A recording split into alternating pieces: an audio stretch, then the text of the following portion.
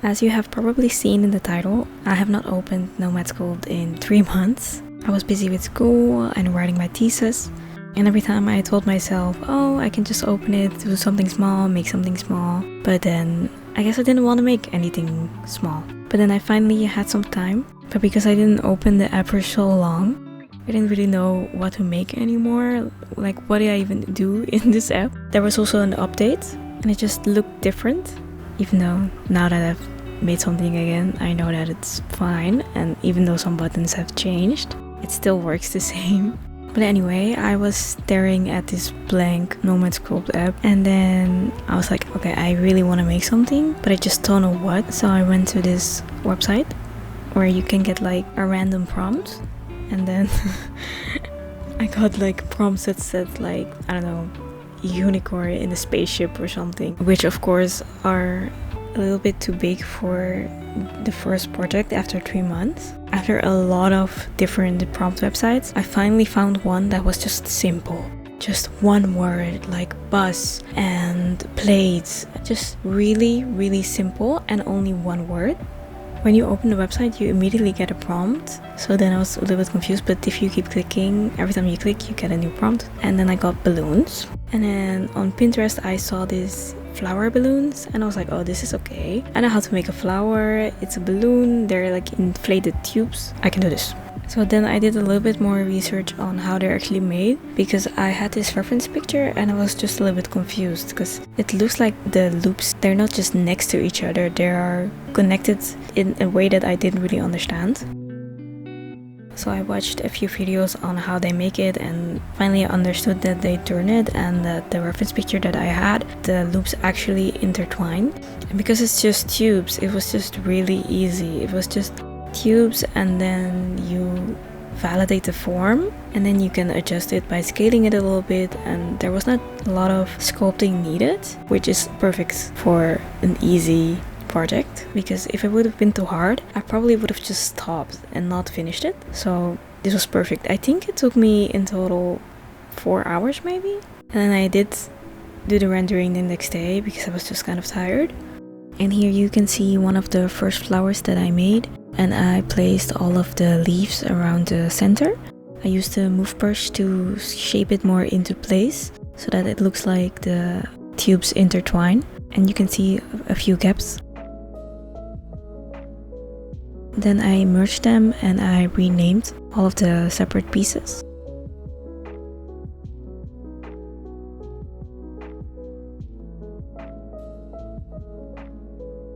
And then I started with the second flower, which was the easiest flower. This one was easy to understand. It's a flower with 5 petals. They're a little bit round and the petals kind of have a line in the middle. So I tried to shape it so that there was a little bit of space. And then I validated it, and instead of duplicating all of the petals, I decided to make them from scratch so that there would be more variation. Before I started, I was actually planning to do this flower first, just because it was the simplest one, and I thought the tulip would also be one of the simpler ones, but when I was trying it out, it ended up being one of the more difficult ones. I will talk about that one later. Because the tulip didn't turn out to be the most simple one, I started with the hardest one, which was the previous flower, where the tubes are kind of intertwined. And then after that one, I was like, okay, let's do the simple one now. And then later I did the tulip.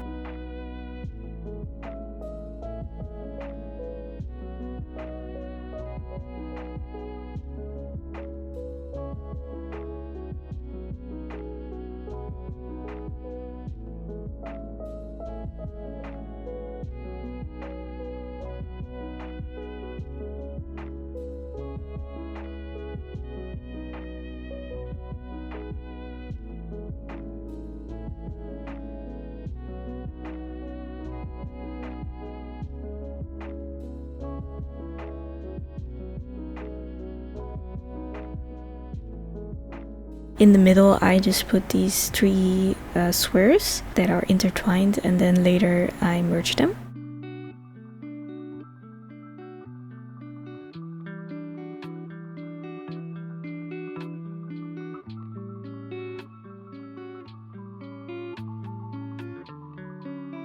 And then I subdivided each of the loops so that it looked more inflated, because it still had some of the sharp edges. And of course the balloons didn't really have sharp edges, they're just kind of fluffy and inflated. Then I combined all of the separate pieces of the petals and the middle, and then I renamed them so that they are easy to find.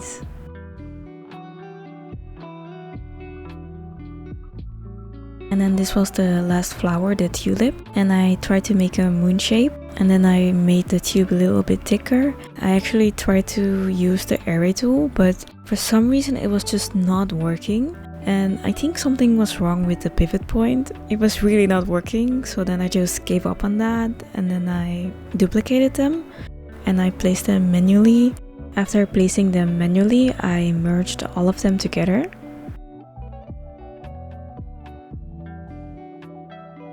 And I think this is the leaf.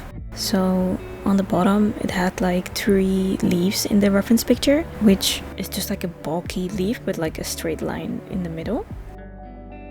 It's my first time talking without really a script, so I don't really know what to say anymore. I guess maybe I can talk about the projects that I want to do next. So I've been thinking about doing a character in Nomad, but it's a little bit intimidating. So I was thinking maybe just the head. Yeah, if you have any ideas on what I can maybe make next, or maybe let me know what you are going to make. Maybe I'll get some inspiration. Here I was finishing the leaves, just adjusting them so that they don't all look exactly the same, and I turned them a little bit away from the middle so that they would bend a little bit. And then I added a cylinder for the stem instead of a tube. I used a cylinder because I wanted this one to be straight, and then for the other flowers later I did use a tube so that it had more of a bended shape.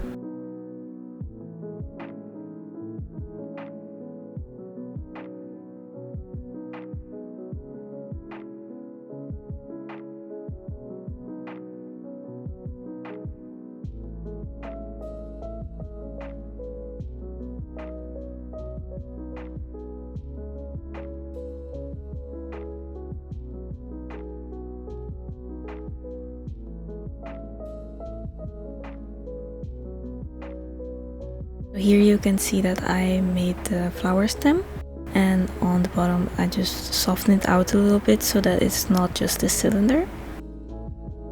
And then I put them next to each other to straighten them out before I put them into place, and to make sure that all of the sizes are the same and that they're in proportion.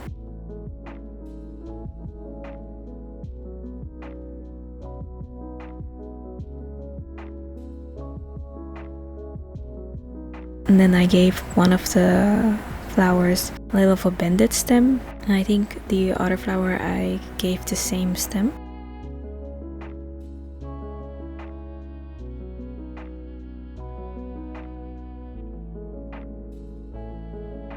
And I actually lost the middle of this flower. I don't know where it went, it was gone. So I had to redo that part. But yeah, like I said, I've been thinking about doing a character, but then more like an expression, like more of the expressive part, like maybe like a really intense emotion like happiness or anger or betrayal. So just to make it a little bit more interesting, I think that's also harder than an easy smiling face. And I think it also tells more of a story, or at least it makes you question why this person is having this expression. Here you can see that I put a square because there was a hole, and I was like, I need to cover it a bit because it just looks weird. So I put a cube, and I softened the cube with a smooth edge brush and the normal smooth brush. And then this is the, what do you call this? I think it's Taurus, but basically the bound where I'm gonna put all the flowers. And as I went on, I kept making it smaller because it was a little bit harder than I thought to actually fill it on, because to fill it completely, it's a lot of flowers. Like, you need a lot of flowers to fill the entire thing. Also, I think here I duplicated it, and then the stem, it just disappeared. It was just gone. But in the end, I only move the flower and then I tried to duplicate the stem again, and then it was fine. For the tulips, I made a smaller one and then I bent it a little bit for some variation. For the arrangement of the flowers, I was looking a lot at the reference, and I tried to give each flower their own place to shine. I wanted each flower to have a nice spot so that when you turn around the flowers, one of them really jumps out a little bit. I thought that would be nice for the composition. And here you can see that I keep making the bound smaller so that I have to put less flowers in the middle. Also, they started to overlap, which made it a bit hard. This was the least favorite part of the entire process, because I still don't fully understand how the groups in Nomad Sculpt work, because you can kind of join the objects, but you can also merge them, and then there's another option which is join. You can choose between those three, but sometimes I feel like none of them are really optimal. I wish they just had an option where you can make a group. You could just be like, this is a group, this is in the group, instead of linking them, because you can link them, but then they're not really in a group. It's so hard to explain, but they're in a group, but they're also linked in kind of an annoying way. And I also think that the linking takes quite a long time. So if you have to do that for a lot of options or a lot of objects, then it's very time consuming. But yeah, that was my little group issue rant in Nomad Sculpt. At this point I had already almost finished it. It looks full. As I was turning it, you can still see some gaps, but nobody knows that. Nobody knows that. Nobody can see the gaps. It's just me who knows that there's gaps in the middle, but that's it. The rest of the people, they're going to believe that there's no gaps.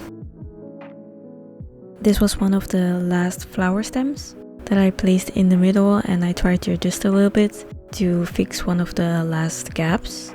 And then I added one more tulip here. They're tulips I really like to use to fill in the space because I made them a little bit smaller. At the bottom, some of them were just a little bit too long, so I ended up shortening them. Then I colored them. First I tried to do the coloring in Blender, but it was just kind of a mess because, like I mentioned in my group rant, I joined the flowers, which made that some of the objects were not separated, so they were one. So the flower and the leaves, for example, they were one thing. So then I had trouble with coloring. So in the end I just went to Nomad, and then I fixed all of the separation and join issues, and then I recolored. I chose some colors from the reference pictures, which were pink, purple and yellow. There was also one flower in the reference picture which had kind of a beige color, but I thought the beige didn't really fit with the pink and the purple. And I also thought it was kind of a little bit of a serious color that didn't really fit. In my editing screen right now, the colors look so much more saturated than they did when I was coloring it. But after I put the lighting, this was fixed. So it just looks very saturated now.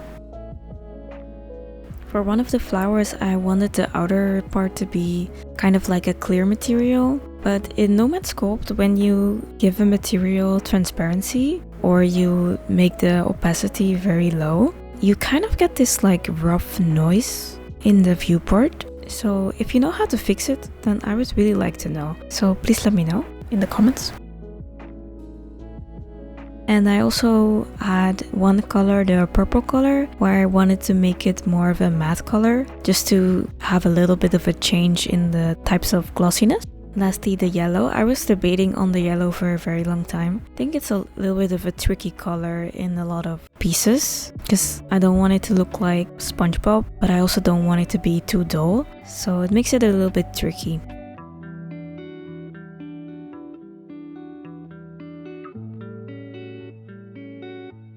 After I finished coloring all of the flowers and the stems, I placed some lighting in the scene, and then I rendered it in Nomad, and later I took it to Blender, and in Blender I also made a few renders. I personally like the Blender ones more. I think I like the way the colors look more and the shapes look more defined. These are the renders, so I have the Nomad one and then the Blender ones. So this was the video. If you liked it, then make sure to give a like and subscribe. And maybe I'll see you next time. You'll be my parachute.